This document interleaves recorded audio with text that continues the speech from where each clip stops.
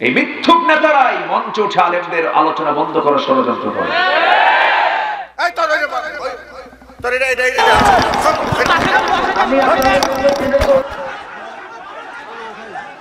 মঞ্চে উঠে মাইক টেনে নিয়ে কোরআনের আলোচনা যারা বন্ধ করার দুঃসাহস করে,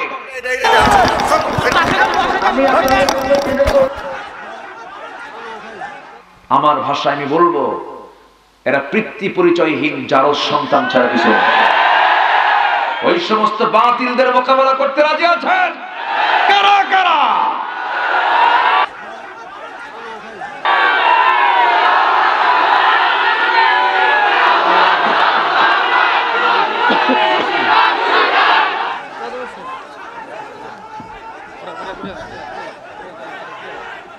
বঙ্গবন্ধুর স্বপ্নে গড়া ইসলামিক ফাউন্ডেশন, মাননীয় প্রধানমন্ত্রী তাকে দাড়ি দেখে টুপি দেখে হুজুর দেখে দায়িত্ব দিল, আমার বাবার স্বপ্নে গড়া ইসলামিক ফাউন্ডেশনের কাজ করো। কথা কয় না কেন পাবলিক? আরে দাড়ি নিয়ে টুপি নিয়ে লোকটা যা করলো বিচার হয়েছে হবে। তবে হ্যাঁ, সাধারণ মানুষের ঘুম আসে, কিন্তু আল্লাহর যারা ওলি রাত যত গভীর হয় তাদের চোখ তত খুলতে থাকে। যদি বলি সুবহানাল্লাহ, তাহলে এখন থেকে প্রমাণ হলো যারা জেগে থাকে রাত্রে তারা আল্লাহর ওলি। সুবহানাল্লাহ বলবেন না? কারণ আল্লাহ রাব্বুল আলামিন বলেছেন, রাসূলকে অর্ডার দিয়েছেন, ইয়া আইয়ুহাল মুযাম্মিলু কুমিল লাইলা ইল্লা কালিলান নিসফাহু আও ইনকুস মিনহু কালিলা আও জিদ আলাইহি ওয়া রাত্তিলিল কুরআনা তারতিলা। জোরে বলি আল্লাহু আকবার। আরেক জায়গায় বলছেন, وَمِنَ اللَّيْلِ فَتَهَجَّدْ بِهِ نَافِلَةً لَكَ عَسَى أَن يَبْعَثَكَ رَبُّكَ مَقَامًا মাহমুদা। শেষ রাত যখন হয়ে যাবে, গভীর রাত যখন হয়ে যাবে, হে রাসূল আপনি ওঠেন, আপনি দাঁড়াবেন, কিয়ামুল লাইল করবেন। আমার নবীজির এমন কোন রাত ছিল না যে রাতে আমার নবীজির তাহাজ্জুদ কাজা ছিল। আর তার উম্মতরা উম্মতে মুহাম্মাদি, আমার রাসূল নামাজ কাজা করতেন না তাহাজ্জুদ পর্যন্ত, আর তার উম্মত কাজা করে 5 ওয়াক্ত নামাজি। ঠিক কি না? নামাজ তো পড়েই না, আমার উপরে ফেলে হুজুর শেষ নবী তো উম্মত হতে পেরেছি, যতই নামাজ না পড়ি ছেলে ছুলি জান্নাত পার হব। আছে না নাই? হিম্মত আছে। কি আছে? হিম্মত আছে। ঈমান নিয়ে হিম্মত থাকতে হবে, নামাজ নিয়ে হিম্মত থাকতে হবে। নামাজ নাই, ঈমান নাই, এদিকে ছেলে ছুলি জান্নাত যাওয়ার কোন কায়দা আছে? কি দেখতে চান?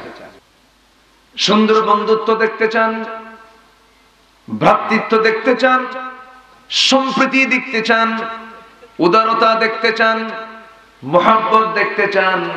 কিন্তু দুঃখজনক হলো সত্য, আমার দেশে সমস্ত বিষয়ের আবাদ হয় না, হিংসার আবাদ হয়।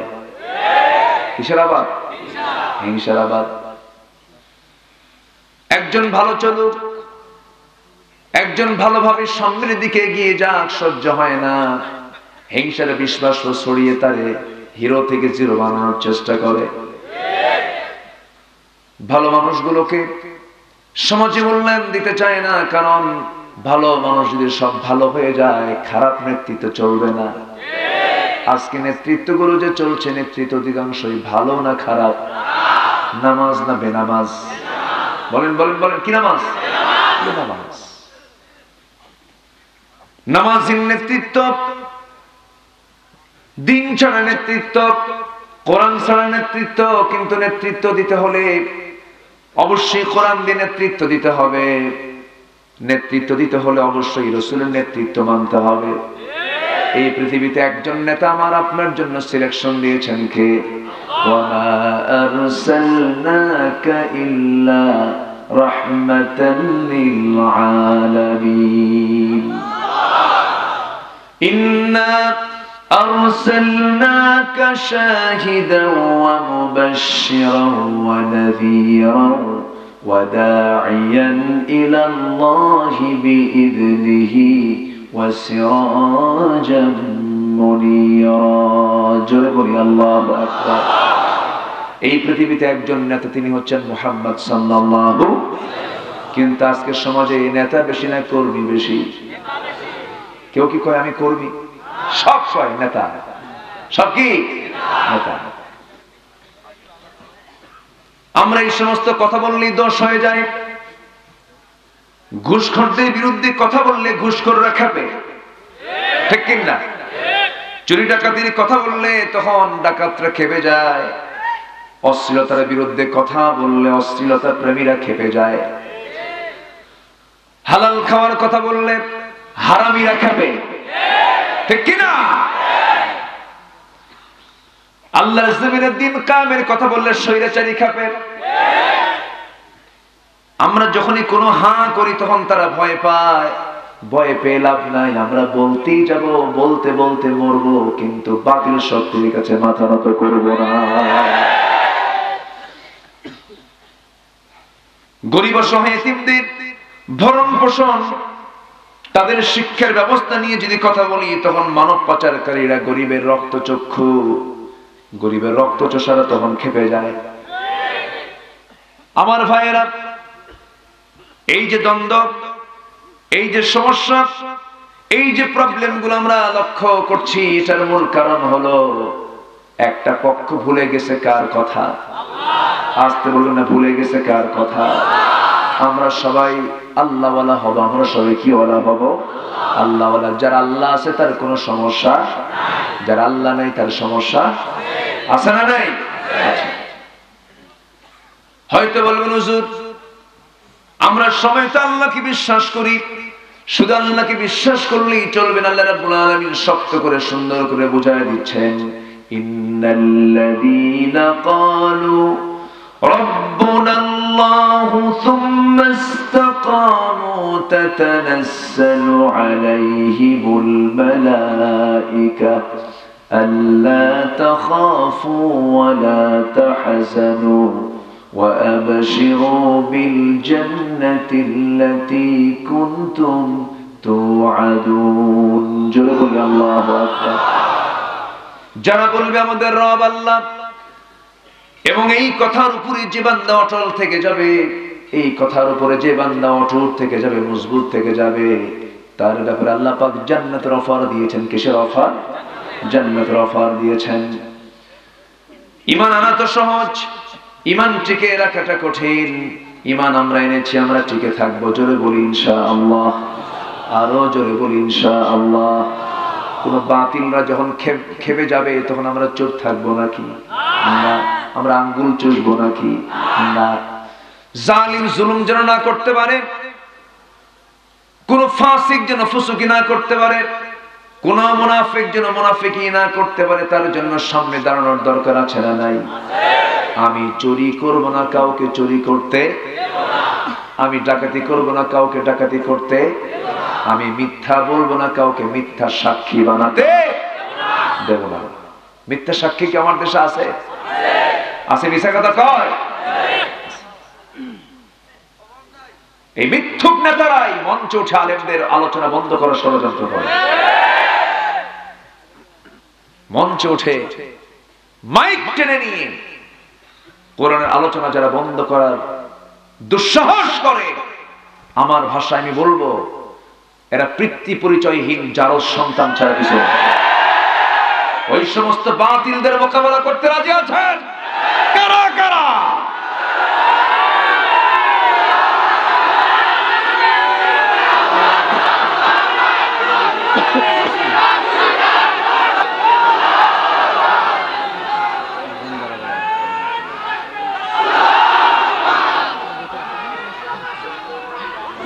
সম্মানিত ভাইয়েরা কষ্ট হচ্ছে আপনাদের আলোচনা চালিয়ে যাব সারা রাত কেমন হবে উঠলে ভিতর দেড়টায় বাকি রাত বলেন কি রাত হ্যাঁ উঠলাম ভিতর শেষের দিকে দেখা যায় জোরে বলি ইনশাআল্লাহ। এত রাতে মানুষ থাকে এ তো কল্পনাই করা যায় না। পাবনার মানুষের ভিতরে চরম ধৈর্য, আলহামদুলিল্লাহ। পাবনা তো পাবনাই, এর সঙ্গে গোটা দেশের কোনো কিছু মেলে না, ভাষা মেলে না, কথাও মেলে না, খাবার দাবারও ভিন্ন। যে পায়েস, এই পায়েস বাংলাদেশের কোথাও পাবেন না। মাতাব ভাই খাওয়ায়েন জি ইনশাআল্লাহ। জি কি কথা কি বুঝতেছেন আপনারা? আপনারা যে পায়েসটা বানান, 1 মণ দুধে সামান্য চাল না, এই নিয়ে পায়েস এত সুন্দর। তো এটা কি মানে পাবনার নিয়ামত না আল্লাহর নিয়ামত? নিয়ামতটা কার? পায়েস তৈরি হয় কি থেকে? দুধটা কার? প্রোডাকশন কে করে? কোন প্রাণী? কোরআনের প্রথম সূরা কোনটা? গরু, ঠিক আছে না?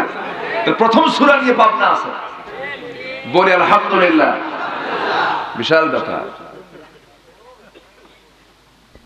আমার ভাইয়েরা, আল্লাহ রাব্বুল আলামিন বলেন وَإِنَّ لَكُمْ مِنَ الْأَنْعَامِ لَعِبْرَةً نُسْقِيكُم مِّن بَيْنِ فَرْثٍ وَدَمٍ لَبَنًا خَالِصًا سَائِغًا لِلشَّارِبِينَ। জোরে বলি আল্লাহু আকবার। আমি তোমাদের জন্য চতুষ্পদ জন্তুর মধ্যে নিয়ামত রেখে দিয়েছি। কত নিয়ামত আমি রেখে দিয়েছি।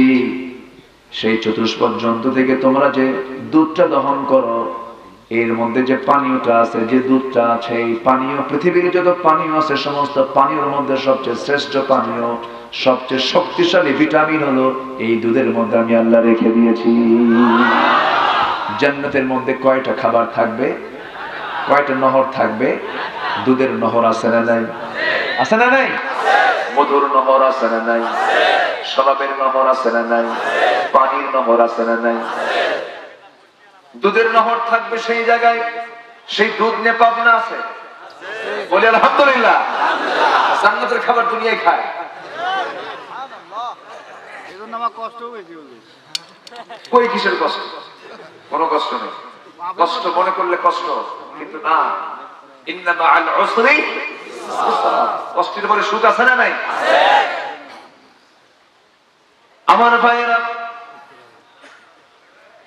কত যে নিয়ামত আল্লাহ পাক আমাকে আপনাকে দিয়েছেন, সেই নিয়ামতের শুকরিয়া আমাদের আদায় করা দরকার।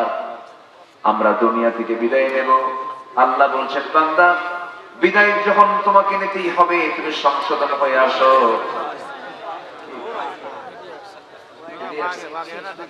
আসবে, আসতে হবে, তাদের দেখতে হবে, তারা রিসার্চ করবে, তারা ছড়িয়ে দেবে গোটা পৃথিবী ব্যাপী। দাঁড়ান এক জায়গায়, দাঁড়ান, যেন কোনো ডিস্টার্ব না হয়।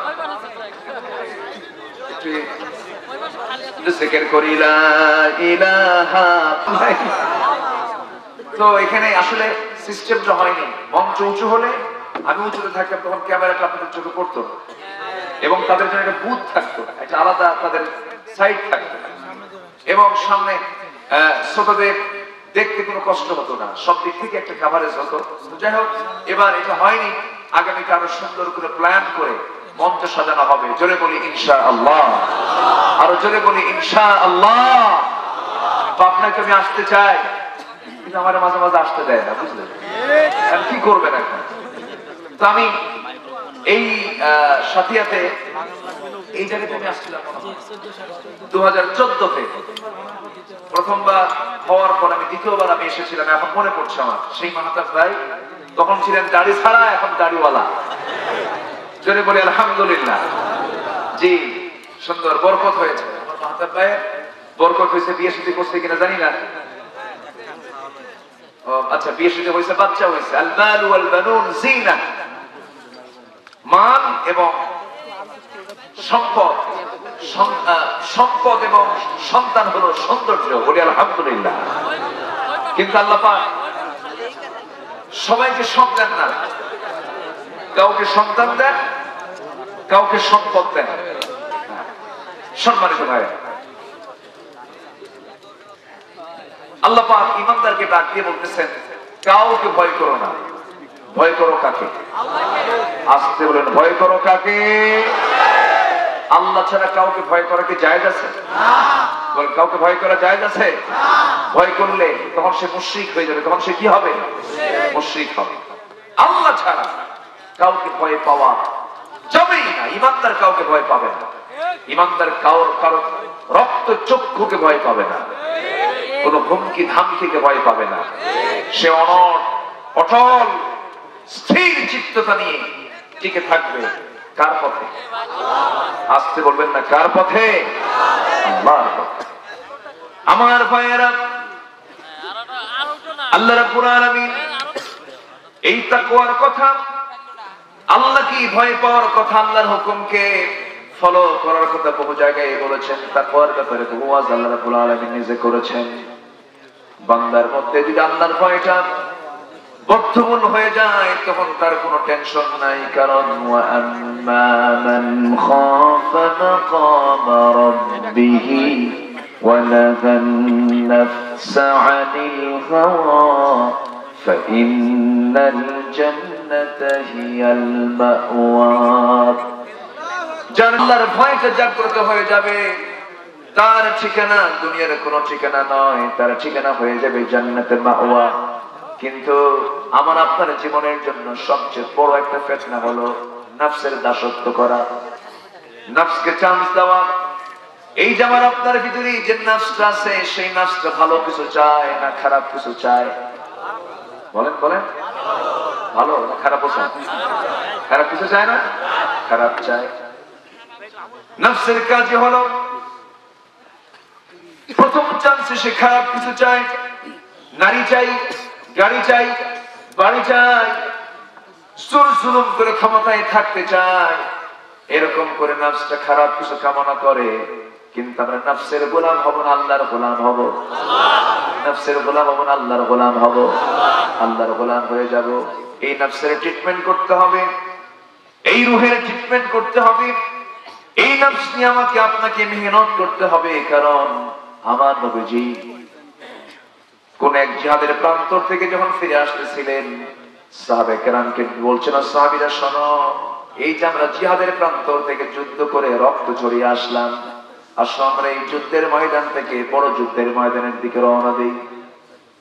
সাহাবীরা বললেন, ইয়া রাসূলুল্লাহ, এত রক্তক্ষয়ী যুদ্ধের পরেও আবার বড় যুদ্ধ কোনটা বাদ আছে? রাসূল বললেন, শোনো, সেই যুদ্ধ তো কোনো ব্যাটল ফিল্ডের যুদ্ধ নয়, সেই যুদ্ধ হলো নিজের নফসের বিরুদ্ধে যুদ্ধ। আল মুজাহিদু মান জাহাদা নাফসা। প্রকৃত মুজাহিদ তো সেই যে তার নফসের বিরুদ্ধে যুদ্ধ করে। প্রকৃত মুজাহিদ তো সেই যে তার নফসের বিরুদ্ধে অবস্থান গ্রহণ করে। আমার ভাইয়েরা, আমার বন্ধুগণ, নফসকে যদি কোনো বান্দা কন্ট্রোল করতে পারে, মহান রব্বুল আলামিন বলেন, ইয়া আইয়াতুহান নাফসুল মুতমাইন্নাতু ইরজিই ইলা রাব্বিকি রাদিয়াতাম মারদিয়াহ ফাদখুলি ফি ইবাদি ওয়াদখুলি জান্নাতি। হে প্রশান্ত আত্মা, আমার বান্দা হয়ে যাও, আমার গোলামীর ভিতরে তোমার জীবনটা গ্রহণ করে নাও। আমার বান্দা হয়ে আমার পথে দাখিল হও, আমার জান্নাতে প্রবেশ করবে। তোমাকে পৃথিবীর কেউ বাধা দেবে না। জোরে বলি সুবহানাল্লাহ। শর্ত হলো বান্দা হতে হবে কার? আসতে বলবেন, বান্দা হতে হবে কার? ইবাদত করব আমরা কার? ইবাদত করব আমরা। পুরস্কার 5টা দিবেন কে? আল্লাহ। সূরা কুরাইশে সবার জানা আছে। আমার সঙ্গে ঠোঁট মিলিয়ে বলুন, লিইলাফি কুরাইশিন ইলাফিহিম রিহলাতাশ শিতাই ওয়াস-সাইফ ফালইয়াবুদু রাব্ব হাযাল বাইতিল্লাযী আত'আমাহুম মিন জু'ইন ওয়া আমানাহুম মিন খাউফ। জোরে বলি আল্লাহু আকবার।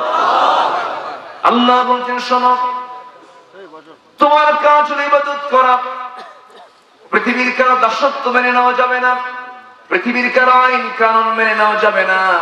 আমরা যে দেশে বসবাস করছি সেই দেশে যে আইন চলছে সেটা আল্লাহর আইন না ব্রিটিশদের আইন? বলেন কাদের আইন? বলেন ব্রিটিশদের আইন। কোন বান্দা যদি মনে প্রাণে আল্লাহর আইনকে তোয়াক্কা না করে দুনিয়ার আইনকে যদি শ্রদ্ধার চোখে দেখে, আল্লাহর ভাষায় তার পরিচয় হলো সে কাফের, সে ফাসিক, সে জালিম। এমন চিন্তা চেতনার লোক আমার দেশে আছে না নাই? আসতে বলবেন না আছে না নাই? আছে। আমরা আইন মেনে চলবো কার? আসতে বলবেন না কার? আল্লাহর আইনটা মেনে চলবো। আল্লাহ রাব্বুল আলামিন বলছেন ইবাদতটা যদি তোমার সঠিক হয়ে থাকে সেই ইবাদতটা করতে হবে। কার ইবাদত করব আমরা? ফালইয়াবুদু রাব্ব হাযাল বাইতিল্লাযী আত'আমাহুম মিন জু'। আমরা তো সেই ঘরের মালিকের ইবাদত করি। সেই ঘর বলতে এখানে কাবা ঘরকে বোঝানো হয়েছে। কাবা ঘরটা কার ঘর? কে বানিয়েছেন? পৃথিবীর প্রথম ঘর কে বানিয়েছেন? আমরা কি কাবার ইবাদত করি না আল্লাহর ইবাদত করি?